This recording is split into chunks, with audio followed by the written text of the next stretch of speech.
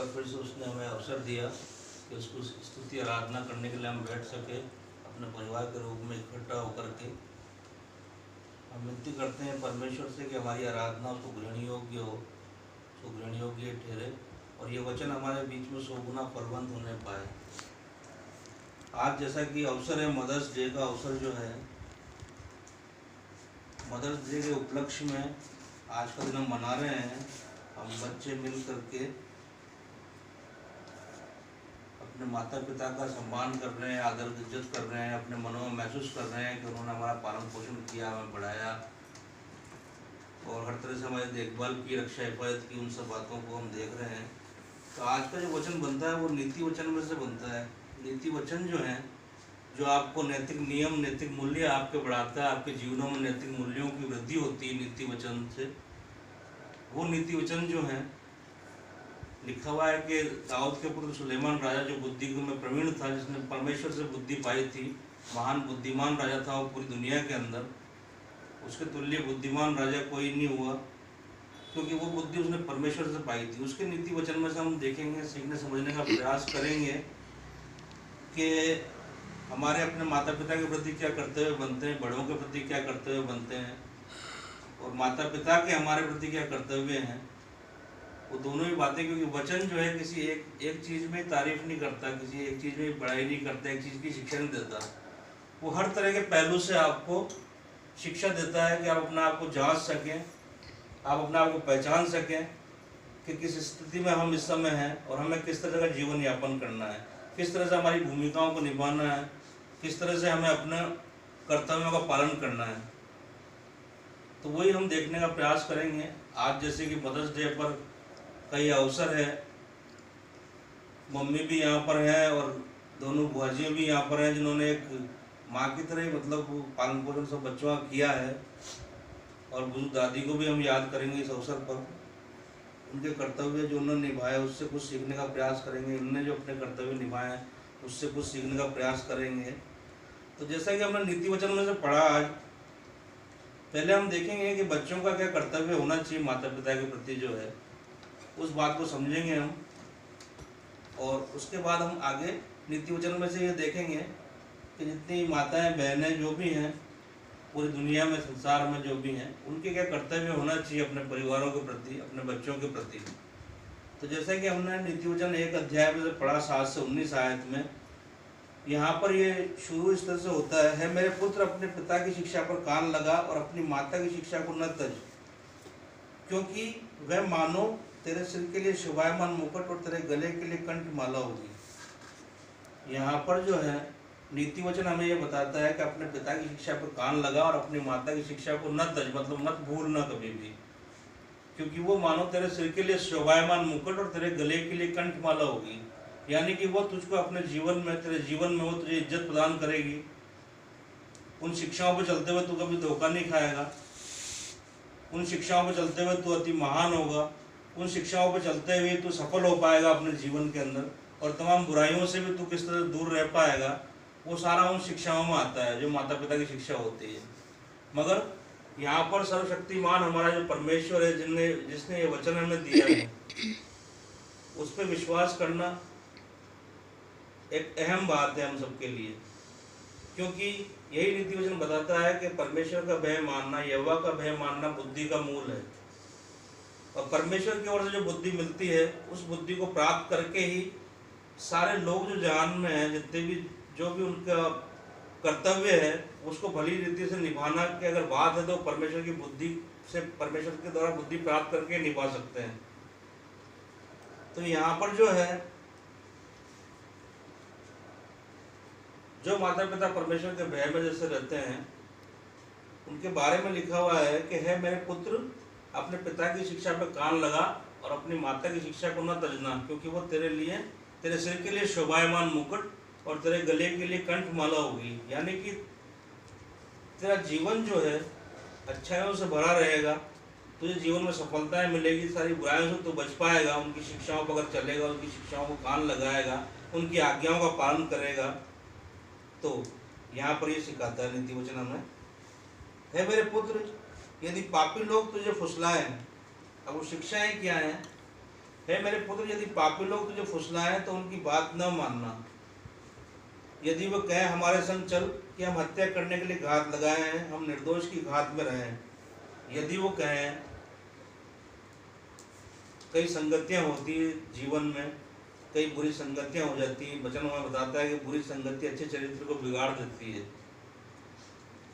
तो जो अपने माता पिता की शिक्षा पर रहता है, जो अपने माता पिता की शिक्षा पर चलता है, उनका पालन करता है, अपने बड़ों की आज्ञाओं का पालन करता है, उनको मानता है अपने जीवन में, वो ऐसी संगतियों से बचा रहता है। फिर भी यदि ध्यान देने वाली बात यह है कि पापियों की संगति न करना। यदि वो कहें कि चल हम किसी की हत्या करने जा रहे हैं, किसी को लूटने पाटने हम जा रहे हैं, तो उनकी संगति मत करना, उनकी संगति में मत बैठना।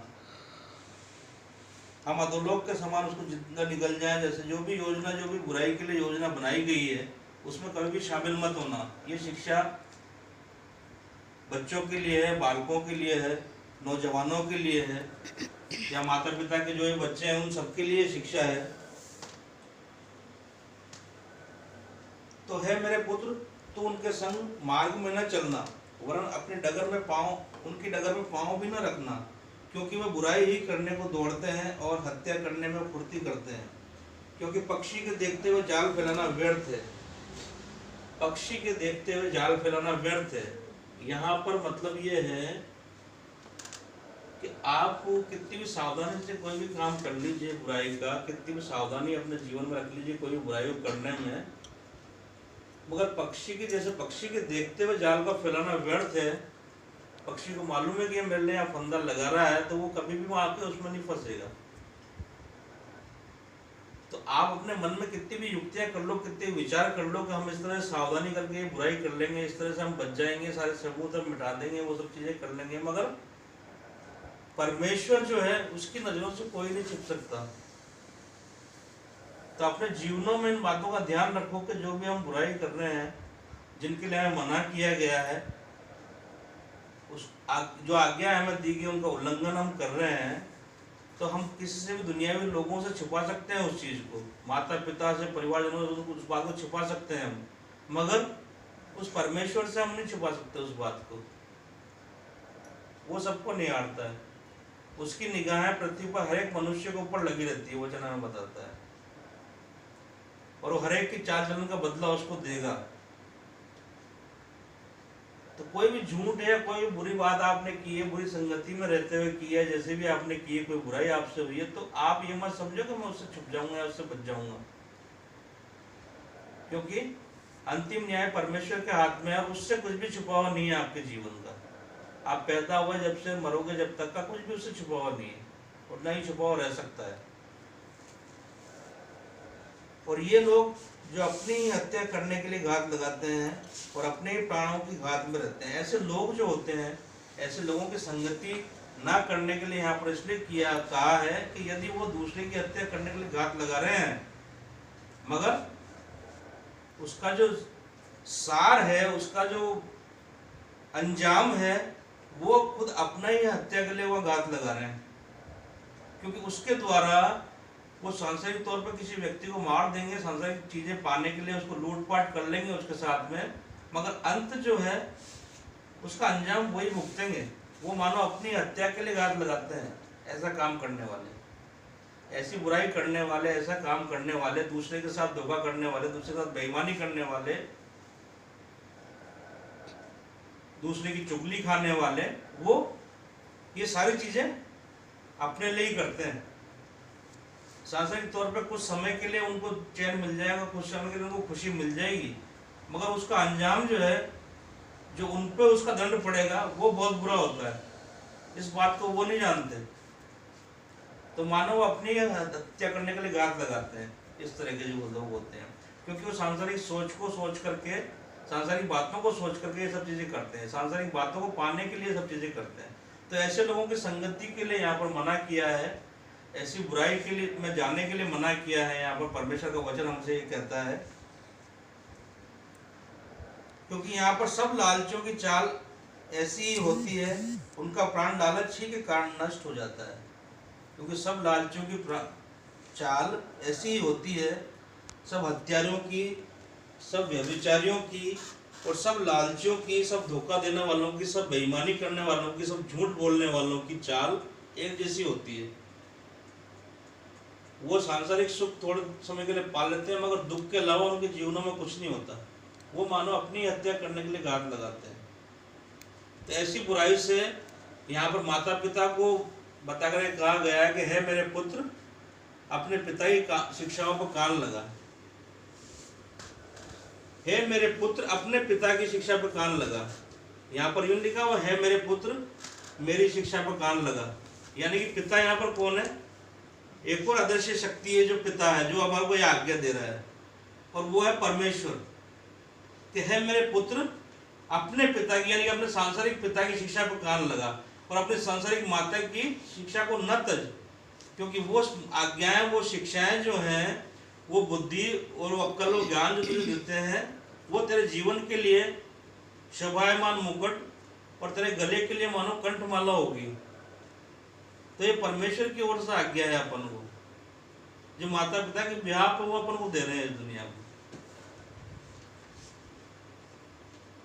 यहाँ पर जैसे हम देखते हैं नीति वचन 4 उसकी 1 से 4 आयत में क्या लिखा हुआ है? नीति वचन 4 उसकी 1 से 4 आयत में, ये मेरे पुत्र, पिता की शिक्षा सुनो और समझ प्राप्त करने में मन लगाओ। हाँ, है मेरे पुत्र, अपने पिता की शिक्षा सुनो और समझ को प्राप्त करने में मन लगाओ। व्यर्थ की बातों से मन को हटा करके, बुराई की बातों से मन को हटा करके, व्यर्थ की कल्पनाओं की बातों से मन को हटा करके समझ को प्राप्त करने में ध्यान लगाओ, क्योंकि वो शिक्षाएं जो हैं वो आपको समझ को प्राप्त करने में सहायता प्रदान करती हैं। समझ को प्राप्त करने में वो शिक्षाएं जो माता पिता की हैं वो सहायक होती हैं आपके लिए। इसलिए समझ को प्राप्त करने में अपना ध्यान लगाओ। और आगे, क्योंकि मैंने तुमको उत्तम शिक्षा दी है, मेरी शिक्षा को ना छोड़ो। क्योंकि मैंने, परमेश्वर ने हमें उत्तम शिक्षा दी है, हम उसकी शिक्षा को ना छोड़ें। उस परमेश्वर के लिए हमारे माता पिता भी उसके बच्चे हैं और हम भी उसके बच्चे हैं। तो वो परमेश्वर जो ये आज्ञा दे रहे हैं अपने माता पिता के ब्याह पे, हमें ये आज्ञा दे रहे हैं कि अपने पिता की शिक्षा पे कान लगा, अपनी माता की शिक्षा को मत भूल,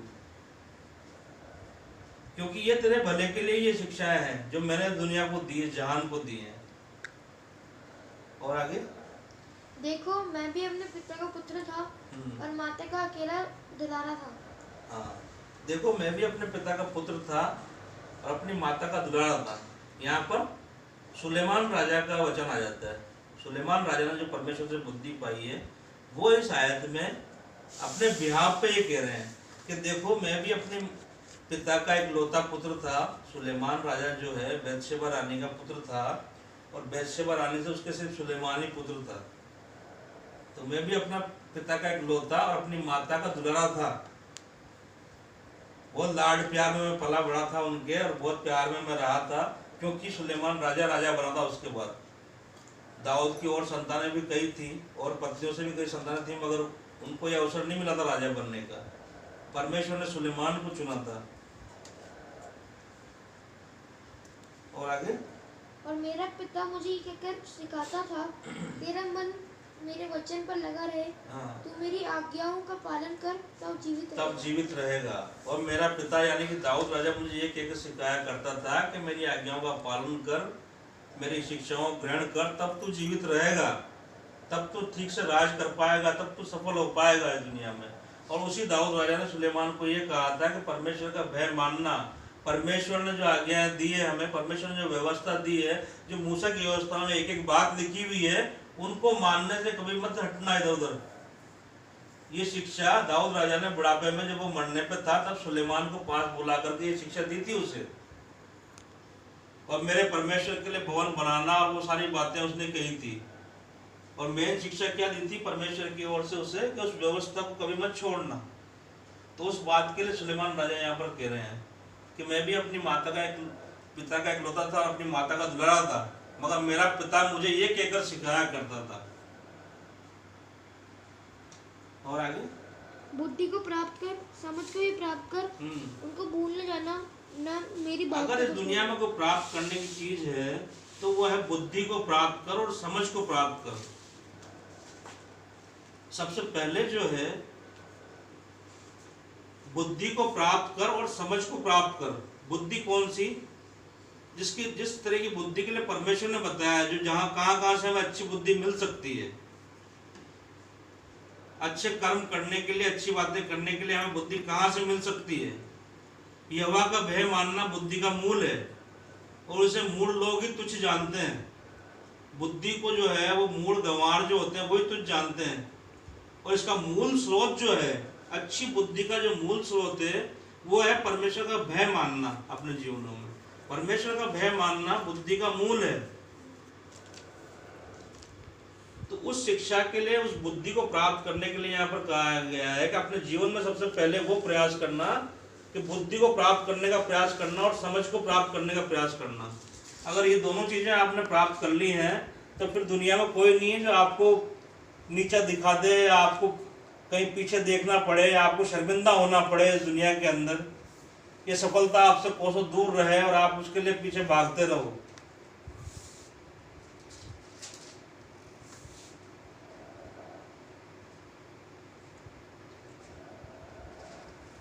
वैसे नीति वचन 6 उसकी 20 से 22 आयत में क्या लिखा हुआ है? हे मेरे पुत्र, मेरी आज्ञा को मान और अपनी माता की शिक्षा को ना तज।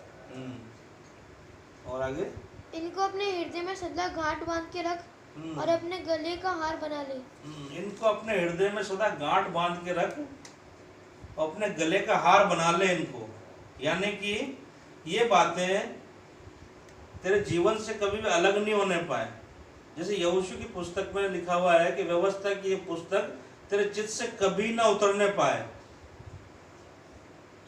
व्यवस्था को देने वाला परमेश्वर है, और यहाँ जिस बुद्धि की बात की है उसका मूल परमेश्वर है। मूल यानी कि मूल तना, आधार, जहां से वो बुद्धि मिल सकती है अपन को, अच्छी बुद्धि। तो इन शिक्षाओं को अपने हृदय में रहने दे, उसको अपने गले का हार बना ले। गले का हार बनाने से मतलब हमेशा आपके साथ वो चीज रहे, परमेश्वर का भय आपके साथ हमेशा रहे, परमेश्वर की बातें आपके साथ हमेशा रहे, और उसके द्वारा जो बुद्धि प्राप्त होगी आपको, उसको संजो के रखो, उसको नष्ट मत होने दो, उसे बर्बाद मत होने दो दूसरी बेकार की बातों में अपना मन लगा करके। ये यहाँ पर बताना चाह रहा है वचन हमारे को। और आगे? वह तेरे चलने में तेरी अगुवाई और सोते समय तेरी रक्षा और जागते समय तुझसे बातें करेगी। सारी सारी रक्षा, सारी सारी सुरक्षा, सारा का सारा डर भय जो उत्पन्न होता है इस दुनिया में रहते हुए हमारे जीवनों के अंदर, जो भी परेशानियां हमारे को जीवनों में आती हैं, जो भी तकलीफ हमें जीवन में होती है, उन सब चीज़ों से अगर आप बचना चाहते हो, उन सब बातों से अगर आप बचना चाहते हो, तो परमेश्वर का भय मानना और उससे बुद्धि प्राप्त करना, उससे समझ प्राप्त करना और उसके अनुसार चलना, ये जरूरी है जीवन में। तो ये सारी परेशानियां, ये सारी तकलीफ से, सारी मुसीबतें जो आती हैं, जिससे हम भयभीत होते हैं, डर में रहते हैं, मुसीबत में फंस जाते हैं, पापों में गिर जाते हैं, अपने जीवन को नष्ट कर लेते हैं, बर्बाद कर लेते हैं, वो सब आपके जीवनों से दूर रहेंगे अगर वो समझ और वो बुद्धि आप प्राप्त कर लोगे तो, जो परमेश्वर के बिहार पे माता पिता के द्वारा हमें मिलती है।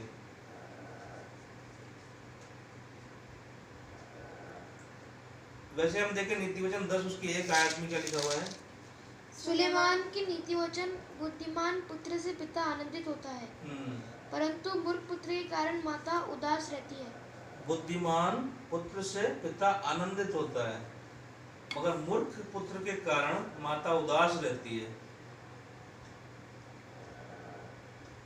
जो भी मूर्खता के काम करता है, जो भी बुरी संगति में बैठता है, जो भी बुरी संगति करता है अपने जीवन के अंदर, जो भी आज्ञाओं का पालन नहीं करता, माता पिता को तुच्छ जानता है, माता पिता की आज्ञा नहीं मानता है, ऐसे पुत्र, ऐसे बच्चों के कारण माता पिता उदास रहते हैं अपने जीवन में। उदास, आस पड़ोस में कोई आके उनको कहते हैं, इधर से कोई आके उनको कहते हैं कि वो ऐसे कर रहा था, वो वैसे कर रहा था, वो यूं हो रहा था, वो ये हो रहा था। वो सारी बातें आपके माता पिता को उदास करती है, परेशान करती है, वो विचलित कर देती है उनको कि ये अपने जीवनों में आगे क्या करेंगे। उनकी सोच वहां तक चली जाती है क्योंकि उनने जीवन जिया हुआ होता है, उस उम्र से काफी आगे निकल चुके होते हैं वो। तो उसके ब्याह पे ही वो सारे जो अनुभव उन्होंने किए हैं उसके ब्याह पे आपको शिक्षा देते हैं वो। तो जो समझदार पुत्र है, समझदार जिन बातों को ग्रहण करता है, जो इनको इन पे चलता है, वो अपने माता पिता को आनंदित करता है। मगर जो शिक्षा का अनदेखा करता है, उल्लंघन करता है उसको, उसके कारण उसका पिता उदास रहता है, आनंदित नहीं होता उसका पिता, और उसकी माता उदास रहती है। वैसे 23 नीति वचन 23 अध्याय उसकी 22 से 25 आयत में क्या लिखा हुआ है? अपने जन्माने वाले पिता की सुनना, और जब तेरी माता बूढ़ी हो जाए तब भी उसे तुच्छ न जानना। हर एक एज के लिए, हर एक स्थिति के लिए यहाँ पर लिखा हुआ है कि अपने जन्माने वाले पिता का आदर करना, और जब तेरी माता बूढ़ी हो जाए तब उसे तुच्छ न जानना। उसे तुच्छ न जानना। तुच्छ कैसे होता है? तुच्छ जानना क्या होता है? यदि वो कोई सलाह दे, यदि कोई बात कहे, अरे आपके जमाने में ऐसा होता है, वो अभी क्या होता है, आप क्या जानते हो इस बारे में? आप कुछ नहीं जानते इस बारे में, आपको क्या पता है क्या क्या हो रहा है, अब क्या हो रहा है, आपके जमाने में ऐसा नहीं था। तो ये वचन जो है ये किस जमाने में लिखा गया था? ये वचन जो है जिसको हम मानने का प्रयास कर रहे हैं, जिसको हम जानने का प्रयास कर रहे हैं, जिसको हम समझने का प्रयास कर रहे हैं, जिसमें चलने का हम कोशिश कर रहे हैं इस जीवन में, इस युग में, तो क्यों कर रहे हैं फिर? अगर उस समय वैसा होता था और अभी वैसा नहीं होता है, अभी अलग जमाना है, अभी ये जमाना है, अभी वो जमाना है, तो फिर इसको क्यों पढ़ रहे हैं हम, जिसमें सदियों पुरानी बातें लिखी हुई है?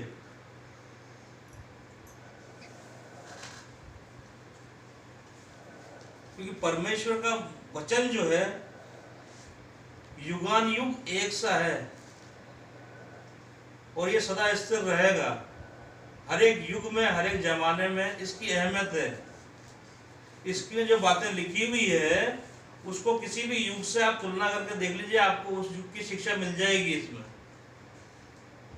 जो बुरा है और जो भला है वो प्राचीन काल से होता है, उनमें कोई बदलाव नहीं हुआ है। अभी साधन आपके पास ज्यादा हो गए, अभी साधन आपके पास बढ़ गए, मगर जो बुरी बात है वो बुरी उस समय भी थी और अभी भी बुरी है, उसमें कोई बदलाव नहीं आया, वो अच्छी नहीं हो गई अब वो बातें।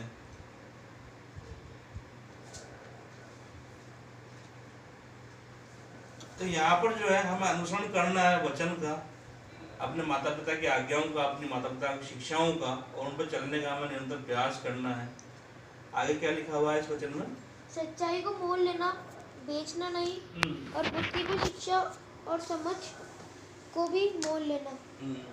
अगर तुझे मोल भी लेना पड़े, अगर तुझे उसके लिए बहुत ज़्यादा प्रयास भी करना पड़े, अगर तुझे उसके लिए पैसे भी खर्च कर देने पड़े बहुत ज़्यादा उस बुद्धि को पाने के लिए, तो उसे मोल लेने की बात है। अगर मोल भी लेनी पड़े तुझे तो मोल लेना, और समझ को भी मोल लेना, क्योंकि जीवन का सार इन्हीं में है।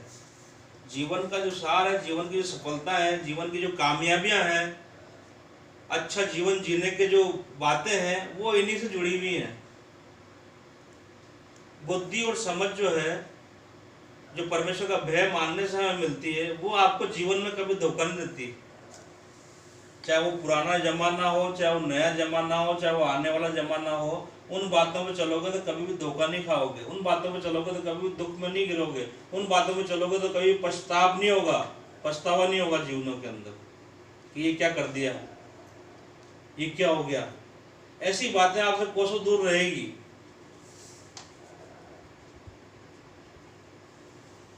क्योंकि वचन पे चलने वाले के साथ में, वचन को मानने वाले के साथ में, आज्ञा पालन करने वाले के साथ में स्वयं परमेश्वर उसका मार्गदर्शक होता है, उसका मार्ग में वो लिए चलता है उसको, और हर एक बुराई से, हर एक हानि से, हर एक परेशानी से उसको बचा के रखता है वो।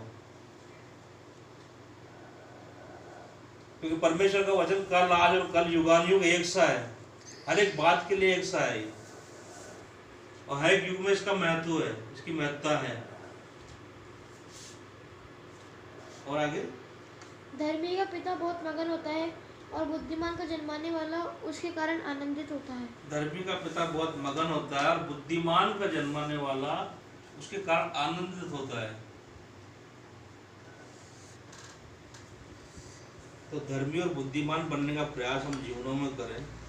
उसके अलावा हमारा जीवन सफल नहीं है इस दुनिया के अंदर, और इस दुनिया के बाद भी कोई सफलता आपको नहीं मिलने वाली उस ऐसे जीवन से जो बिना बुद्धि के, बिना परमेश्वर के भय के, बिना उसकी आज्ञाओं का पालन किए हुए, अपनी माता पिता की आँख को अंधेरा करके, अपने माता पिता की आज्ञाओं का उल्लंघन करके जिसने जीवन बिताया है, उसका जीवन नष्ट है, फिर नष्ट हो जाएगा उसका जीवन, उसका कोई जीवन नहीं है।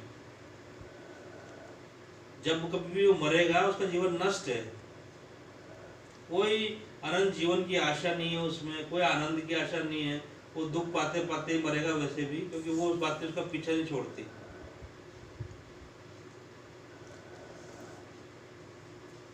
और आगे, तेरे कारण तेरे माता पिता आनंदित और तेरी जननी मगन हो। हाँ, तेरे जीवन के कारण तेरे माता पिता आनंदित और तेरी जननी मगन हो। हमेशा इस बात की चौकसी रखो, हमेशा इस बात का ध्यान रखो। वैसे नीतिवचन 30 इनका अंजाम जो है, इन बातों को नहीं मानने का अंजाम जो है, वो परमेश्वर ने वचन में दिया है हमारे को, वो हमारे सामने है। क्योंकि ऐसों का अंजाम बुराई होना है जो आज्ञाओं पर नहीं चलते, जो आज्ञाओं को नहीं मानते, जो आदर सम्मान नहीं करते, अपने माता पिता का, अपने बड़े बुजुर्गों का आदर सम्मान नहीं करते, उनका अंजाम बहुत बुरा होता है। क्या लिखा हुआ नीतिवचन 30 की 17 आयत के अंदर?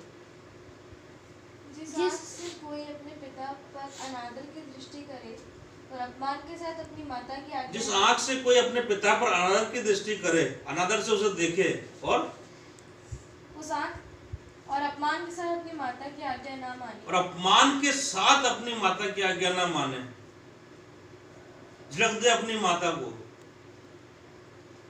अरे हटो, चुपचाप बैठ रहो, ये आप नहीं जानते कुछ भी, आप नहीं समझते। अपमान के साथ उसकी आज्ञा का उल्लंघन करे, उसकी स्थिति क्या है? उस आँख को तराई के कौवे, उस आँख को तराई के कौवे नोच के खाए जाएंगे, और उकाब के बच्चे खा डालेंगे, और उकाब के बच्चे को खा डालेंगे पूरा। यानी कि ऐसी बेकदरी उनके जीवनों की हो जाती है एक दिन।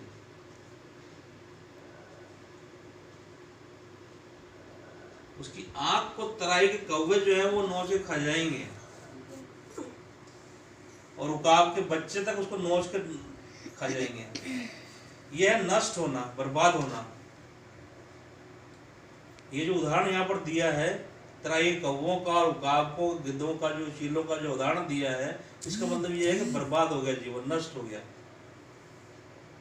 न जीते जी इज्जत पा पाया, न मरने के बाद इज्जत पा पाया, न कुछ भी नहीं हुआ, कहने का मतलब ये स्थिति हो जाती है व्यक्ति की, इंसान की। तो इन बातों का अपने जीवनों में ध्यान रखें, बच्चे जो भी हैं, और इन बातों में हमें चलना है। इन बातों के द्वारा ही हमारा भला है, ये परमेश्वर का वचन हमसे कहता है। वैसे हम देखें नीतिवचन 12 उसकी 4 आयत में क्या लिखा हुआ है? भली स्त्री अपने पति का मुकुट है, परंतु जो लज्जा के काम करती वह मानो उसकी हड्डियों के सड़ने का कारण होती है। अब यहाँ पर जो है वचन, ये माता पिता के लिए भी बता रहा है चीजें। वचन जो है, मैंने कहा किसी एक को सिखाने के लिए, एक ही आयु वर्ग को सिखाने के लिए, एक ही उसको बताने के लिए, समझाने के लिए, एक ही रिश्ते नाते को समझाने के लिए नहीं है। वचन हर एक से बात करता है, हर एक को अपने आप को तोलना चाहिए वचन के तराजू में कि हम कितने भारी हैं इसमें, परमेश्वर के योग्य हम हैं भी या नहीं है। तो वचन दिन प्रतिदिन पढ़ करके अपने आप को उसमें परखें, जाने, तोलें। क्या लिखा हुआ है 12:4 में? भली स्त्री अपने पति का मुकुट है, भली स्त्री अपने पति का मुकुट है, और परंतु जो लज्जा के काम करती है वो मानो उसकी हड्डियों की वो उसकी हड्डियों के सड़ने का कारण हो जाती है। खुद तो बर्बाद होती है, खुद तो नाश होती ही है, वो अपने पति की हड्डियों के सड़ने का भी कारण हो जाती है।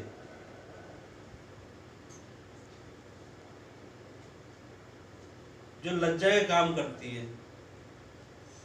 वैसे 14 की 1 आयत में क्या लिखा हुआ है? ये सारे दुनिया की माता बहनें जितने भी, उन सबके लिए वचन है। यहाँ पर बच्चों के लिए हमने वचन देखा ऊपर कि मदर्स डे के अवसर पर जो इज्जत आदर हम कर रहे हैं ये पूरी दुनिया पूरे जीवन में हमें बचा के रखनी है, पूरे जीवन में हमें इनको लागू करना है हमारे जीवनों में इनको। और वैसे ही माता और बहनों के बारे में हम सीख सकते हैं क्योंकि वचन हमें हर तरह से हर बात को बताता है। 14 की एक आयत में क्या लिखा हुआ है? हर बुद्धिमान स्त्री अपने घर को बनाती है पर मूढ़ स्त्री उसको ढा देती है। हर एक बुद्धिमान स्त्री, बुद्धिमान कौन? सांसारिक बातों में बुद्धिमान होने की बात नहीं है वचन में, क्योंकि परमेश्वर का भय मानना बुद्धि का मूल है, यही नीति वचन कहता है मुझे, जिसमें से हम पढ़ रहे हैं आज। तो परमेश्वर का भय में चलते हुए, परमेश्वर की बातों को मानते हुए, उसकी आज्ञाओं पर चलते हुए जिसने बुद्धि पाई है वो बुद्धिमान स्त्री, और उसके घर को यहोवा परमेश्वर बनाता है उस बुद्धि के द्वारा। क्योंकि भजन संहिता में लिखा हुआ जब तक घर को यहोवा ना बनाया बनाने वाले का परिश्रम व्यर्थ है। सांसारिक ज्ञान से, सांसारिक चाल चालाकियों से, आस पड़ोसियों की बातें सुन करके, उसका दोस्त यार दोस्तों की बातें सुन करके जैसे वो चालवाई चल रहे हैं वैसे आपको भी सिखा दी, और आप अपना आप बहुत बुद्धिमान समझ रहे हो कि ऐसा करके इधर ये कर लेंगे, ऐसे करके उधर वो कर लेंगे, उसका कोई मतलब नहीं है। जब तक घर को यहोवा ना बनाए बनाने वाले का परिश्रम व्यर्थ है। घर को बनाने का मतलब ये नहीं कि बिल्डिंग ये खड़ी कर दी। घर को बनाने का मतलब है अपने परिवार को बनाना, अपने परिवार को बच्चों से लेकर बुजुर्गों तक सबको उचित राह पे चलना, परमेश्वर के भय में चलना, परमेश्वर के भय में जीवन को यापन करना, और उसके द्वारा मिली हुई उस आशीष के बाद उस आशीष से आनंद प्राप्त करना इस संसार में। वो घर, वैसा घर जो बनता है उसकी बात यहाँ पर है। जो बुद्धिमान स्त्री होती है वो अपने घर को बनाती है, मगर मूर्ख जो है उसको ढा देती है। सांसारिकता में पढ़ के, सांसारिक बातों में सांसारिक बुद्धि पा करके उसको ढा देती है।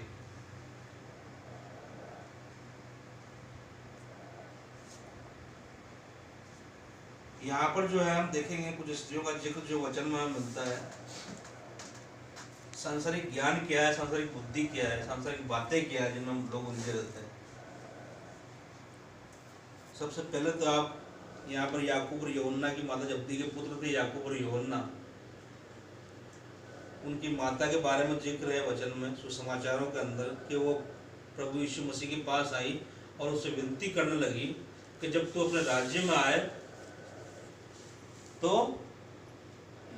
ये जो मेरे पुत्र हैं एक तरह बाएं और एक तरह दाएं बैठे, ये दे हमें वरदान, ये आश्वासन दे हमें। अब ये इसमें क्या झलकता है? इसमें आप स्वार्थीपना, स्वार्थ झलकता है, सिर्फ और सिर्फ स्वार्थ। याकूब और यूहन्ना की माता का स्वार्थ है इसके अंदर कि मेरे बच्चों के लिए सब भला हो जाए, और बाकी के जो 10 और घूम रहे हैं उसके साथ वो उनका क्या, वो कहाँ बैठेंगे? जैसे आपके पुत्रों ने उसके लिए घर बार छोड़ा है, जैसे आपके पुत्र उसके पीछे हो लिए, वैसे और बाकी 10 भी तो हो रहे हैं। तो ये है सांसारिकता की बातें, सांसारिकता का लोभ, लालच, आप स्वार्थीपना। ऐसी स्त्री जो है घर को ढा देती है, ऐसी बातों में चलने वाले लोग। वैसे आप देखो पुराने नियम में जो है राजाओं की पुस्तक में इजेबेल रानी का जिक्र है। अहाब राजा की पत्नी थी इजेबेल रानी, भूत सिद्धि करने वाली, जादू टोने करने वाली, तंत्र मंत्र करने वाली, उसके राज्य को बिगाड़ कर रख दिया। उसका पति जो है उस मौत मरा। जैसे लिखा हुआ है कि अपने पति की हड्डियों के सड़ने का कारण भी होती है मूर्ख स्त्री।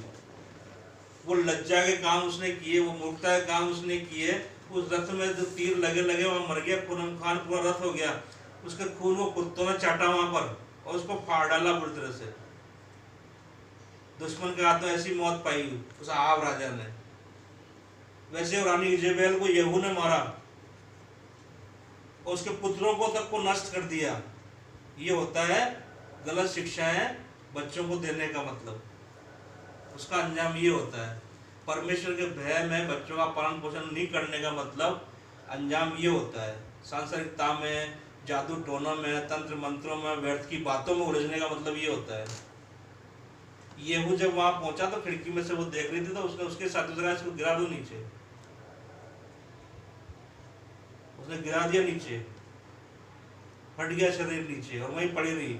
और जब यहुन ने दोबारा देखने को भेजा कि उसको गाड़ दो कहीं ले जाके, तो वहां पर हड्डी, खोपड़ी और पाँव की उंगलियां, हाथ पाँव का अलावा और कुछ नहीं मिला, बाकी सब खा चुके थे कुत्ते। उसका ये अंजाम हुआ। और उसके बाद वहां से वो निकला यहाँ, तो उसके पुत्र जो थे, जितने भी राजपुत्र थे, सबका लिखा हुआ वर्णन हुआ, सबको उसने कत्ल किया, क्योंकि वो सब उसकी शिक्षाओं पर चल रहे थे जो उसने सिखाई थी। इजेबेल रानी ने जो सिखाई थी, उसी पे उसका पति हुआ आप राजा चलते हुए नष्ट हुआ था, बर्बाद हुआ था, मरा था। और उसी पे उसके राजपुत्र, जो उसके पुत्र वगैरह जो थे, जो भी थे राजकुमार थे, उसी पे चल रहे थे। वो बाल के पीछे वलीय थे, वहीं पकड़ के यहुन ने उनको मारा था, सबको कत्ल कर दिया था। 70 करीब थे वो। तो मूर्ख स्त्री जो है अपने घर को ढा देती है। वैसे हम हन्ना जैसी माँ का जिक्र देखते हैं बाइबल के अंदर, पुराने नियम में। हन्ना जैसी माँ, जिसने सांसारिक चिढ़ावे से तंग आकर के, सांसारिक जो लानतें उस पर लगाई जा रही थी उससे तंग आकर के, सांसारिक बातें जो उसके खिलाफ की जा रही थी उससे तंग आकर के, क्योंकि वो बांझ थी, उसके कोई बच्चा नहीं था, और उसी की दूसरी जो उसके पति की जो दूसरी पत्नी थी, उसके खूब बच्चे थे और सब कुछ था, वो चिढ़ाई जा रही थी वहां पर। तो उस दिन वो परमेश्वर के भवन के सामने वहां पर खाने पीने के बाद उठी, और उसने महसूस किया मन में कि मेरा परमेश्वर यहोवा से विनती मैं करूंगी तो सब कुछ मेरे लिए कर देगा। और वैसी विनती उसने जाकर के वहां पिसे हुए हृदय से, टूटे हुए मन से परेशान होकर के परमेश्वर के सामने अपने आप को सौंप दिया। परमेश्वर के सामने अपनी सारी व्यथा कह सुनाई, परमेश्वर के सामने अपने आप को समर्पित कर दिया, परमेश्वर से विनती की कि मुझे एक पुत्र दे तो मैं उसको हमेशा के लिए तुझे सौंप दूंगी। ये वादा और किया और उसको निभाया भी। और वो शाऊल नबी एक महान नबी हुए इसराइल के इतिहास के अंदर। राजाओं का अभिषेक किया उन्होंने। परमेश्वर इस तरह से साथ देता, लोग थरथराते थे उनकी वजह से। तो वो होती है शिक्षाएं, वो होती है परमेश्वर से पाई हुई मन्नत, परमेश्वर से पाई हुई आशीष आपके जीवनों में इस तरह से फलवंत होती है। परमेश्वर से पाई हुई बुद्धि आपके जीवनों को सफल बना देती है। ये सांसारिक जोड़ तोड़ गणित वगैरह जो है, जितनी भी बातें हैं, हेर फेर वाली बातें संसार की जो है, इतना यहाँ डाल दो, तवा यूं कर दो, ये कर दो, वो कर दो, उनसे सफलता नहीं है जीवन में।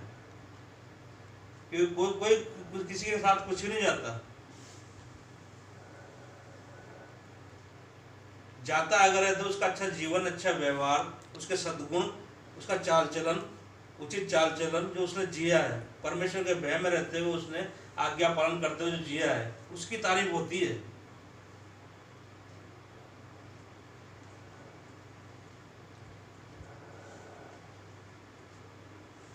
यहाँ पर नीति वचन 31 उसकी 1 से 7 आयत हम पढ़ेंगे बारी बारी से। और जो माताओं बहनों को जानने की बातें हैं, यहाँ नीति वचन 31 में हमें सिखाता है वो। हाँ, लमूएल राजा के प्रभावशाली वचन जो उसकी माता ने उसे लमूएल राजा के प्रभावशाली वचन, ये कुछ नीति वचन वहाँ से हैं मिस्र की सभ्यताओं से। मिस्र के बुद्धिजीवी लोग जो हैं, मेसोपोटामिया के बुद्धिजीवी जो लोग हैं, उनके द्वारा लिखे गए हैं ये, मगर वो सबके सब परमेश्वर के लोग ही हैं। बुद्धि जो है परमेश्वर से ही पाई है सबने। बुद्धि जो है परमेश्वर ही देता है, बुद्धि का मूल परमेश्वर ही है। तो ये नीति वचन वो है, ये सुलेमान राजा के द्वारा लिखे हुए नहीं है। तो लमूएल कोई राजा वहाँ का है, उसकी यह वचन है जो उसकी माता ने उसको दिए। क्या लिखा हुआ है? हे मेरे पुत्र, हे मेरे निज पुत्र, हे मेरी मन्नतों के पुत्र, है मेरे निज पुत्र, है मेरी मन्नतों के पुत्र, अपना बल स्त्रियों को ना देना, हाँ, ना अपना जीवन उनके वश में कर देना, अपना वस्त्र, अपना बल स्त्रियों को अपना बल स्त्रियों को न देना, और ना अपना जीवन उनके वश में कर देना, ना अपना जीवन उनके वश में कर देना। यानी कि व्यभिचार न करना। अपने जीवन में कभी भी व्यभिचार मत करना, व्यभिचारी मत बन जाना। और जो राजाओं जो राजाओं का पौरुष खा जाती है। और हे लंबेल, राजाओं का दाख मधु पीना उनको शोभा नहीं देता। हे लंबेल, राजाओं का दाख मधु पीना, दाख मधु पीने की जो आदत है राजाओं की, वो उनको शोभा नहीं देता। किसी भले व्यक्ति को ये चीज शोभा नहीं देती, किसी भी सज्जन व्यक्ति को ये चीज शोभा नहीं देती, दाख मधु का पीना। और मदिरा चाहना रईसों को नहीं फपता। और मदिरा का चाहना रईसों को नहीं फपता। किसी भी उस व्यक्ति को जो परमेश्वर के भय में चलता है, किसी भी उस व्यक्ति को जो आज्ञाओं पर चलता है, अपने माता पिता की शिक्षाओं पर चलता है, उसको नहीं फपता, वो उसके लिए लाभदायक नहीं है मदिरा का चाहना। ये एक माता अपने पुत्र को शिक्षा दे रही है ये चीज।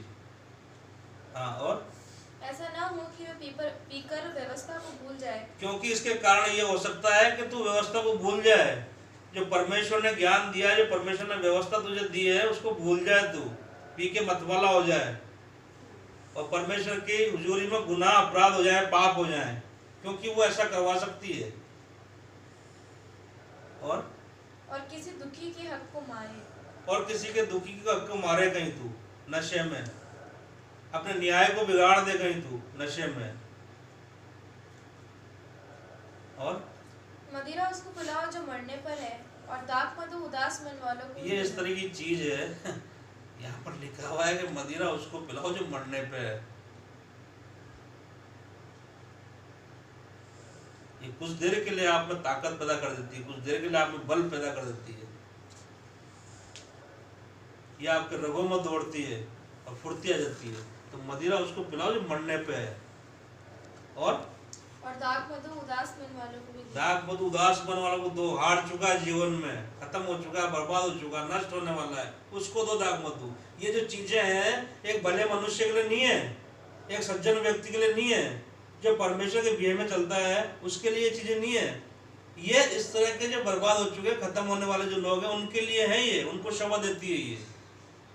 ये उसकी माता उसको सिखा रही है लंबेल को, क्योंकि आगे जिससे वह पीकर अपनी दरिद्रता को भूल जाए और अपने कठिन श्रम फिर स्मरण ना करे। हाँ, जिससे वो पी करके अपनी दरिद्रता को भूल जाए और अपने कठिन श्रम जो गुनाहों में, अपराधों में, परेशानियों में गिरते हुए जीवन को यहाँ तक ले आया है, जब नष्ट होने वाला है, उनको स्मरण न करे और शांति से मर जाए। तो ये दाख मधु और मदिरा ऐसे लोगों के लिए बताई गई है वचन के अंदर।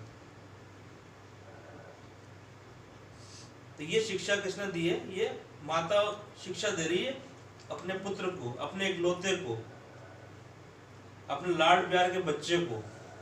तो इस तरह की शिक्षा देने वाली सभी माताएं बहनें दुनिया की हो, ये वचन हमारे को बताता है। परमेश्वर का वचन ये हमसे कहता है। आगे क्या लिखा हुआ है?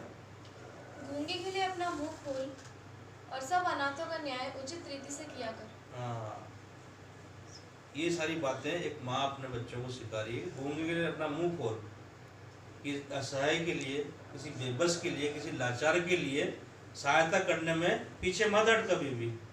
अपना मुंह खोल उसके साथ अन्याय अगर हो रहा है तो, और तू सच्चाई को जानता है तो उसके लिए अपना मुंह खोल और अपना मुंह खोल और धर्म से न्याय कर और दीन दरिद्रों का न्याय कर। वैसे हम देखेंगे नीति वचन 31 की 10 से 31 आयत, एक एक आयत बारी बारी से पढ़ेंगे। ये जो मैं पढ़ता हूँ पद, जब भी मैं पढ़ता हूँ अपने जीवन में नीति वचन 31 उसकी 10 से 31 आयत जब भी पढ़ता हूँ, तो ये मुझे अच्छा लगता है। ये वचन काफ़ी अच्छा वचन है और इसमें कहीं ना कहीं दादी की याद आती है इसमें, इसको जो पढ़ते हैं ना।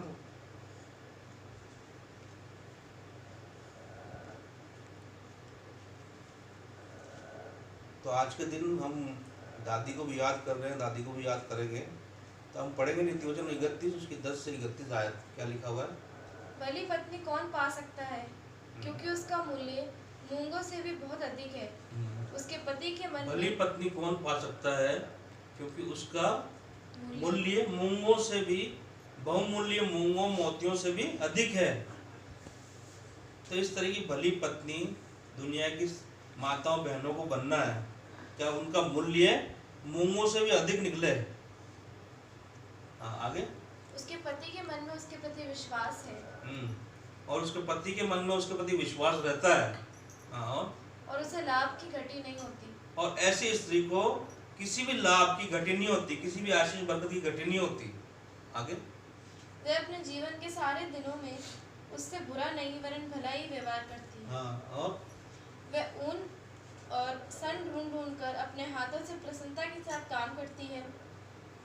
वे व्यापार के जहाजों के समान अपने भोजन वस्तुएं दूर से मंगवाती है। ये यहाँ पर एक भली औरत का, एक भली माँ का कार्य कुशलता दिखाई गई है।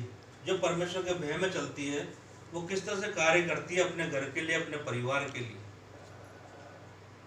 आगे, सन और ऊन ले लेके ढूंढ ढूंढ करके ले उससे वस्त्र बनाती है अपने बच्चों के लिए, अपने परिवारजनों के लिए। मतलब ये है कि एक मेहनती औरत जो होती है, जो परमेश्वर के भय में चलती है, ईमानदारी से अपना जीवन यापन करती है, उसके ये गुण है, ये लक्षण है उसके। और वे रात ही को उठ बैठती है और अपने घराने को भोजन खिलाती है। उसको कोई आलस नहीं आता, उसके जीवन में कोई आलसपना है ही नहीं। अतिथि सत्कार उसके जीवन में है, आदर सम्मान उसके जीवन में है दूसरों के प्रति, अपने परिवारजनों के लिए आदर सम्मान उसके जीवन में है, जो परमेश्वर के भय में रहती है। यानी कि वो रात में भी अगर कोई आ जाए कर जाए तो वो उठ बैठती है, कहने का मतलब, और भोजन पका के खिलाती है उसको। हाँ, और अपनी दासियों को अलग अलग काम देती है। वे किसी खेत के विषय में सोच विचार करती है और उसे मोल ले लेती है। वो किसी खेत के विषय में सोच विचार करती है और अपनी मेहनत से, अपने बलबूते से उसे मोल ले लेती है। इतनी कुव्वत है उसके अंदर, इतनी ताकत है उसके अंदर। जो भली स्त्री है, भली पत्नी है, भली माँ है, जो परमेश्वर के भय में अपना जीवन बिताया है, जिसने परमेश्वर की आज्ञाओं के अनुसार जिसने जीवन बिताया है, वो और अपने परिश्रम के फल से दाग की बारी लगाती है। वे अपनी कटी को बल के फेटे से कसती है और अपनी बाहों को दृढ़ बनाती है। वे परख लेती है कि मेरा व्यापार लाभदायक है, रात को उसका दिया नहीं बुझता। वे उसके घर में आशीष दूर नहीं होती,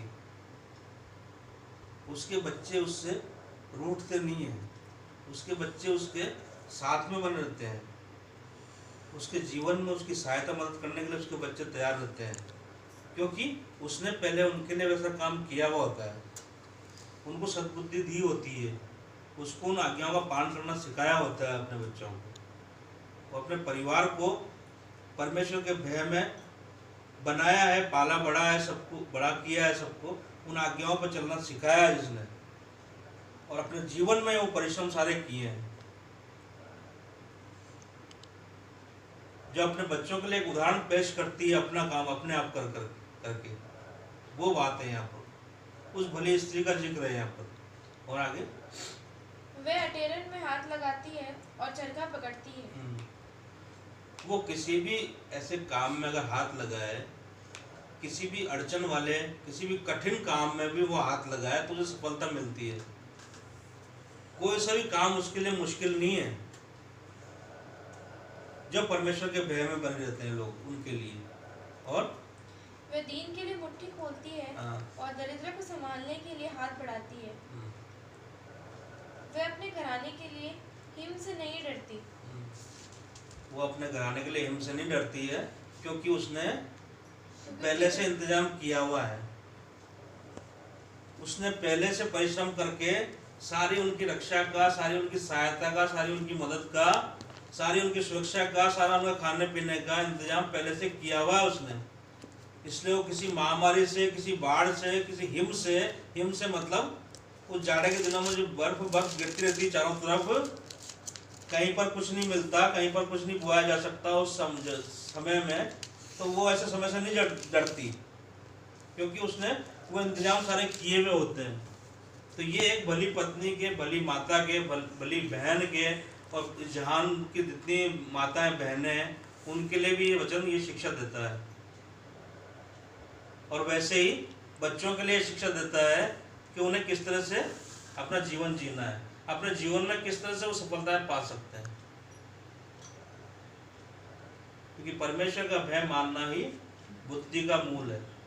सबसे पहला माताएं, बहनें, बच्चे, बड़े बुजुर्ग जितने भी लोग हैं, अपने जीवन में सबसे पहला काम ये करना है कि परमेश्वर का भय मानना है।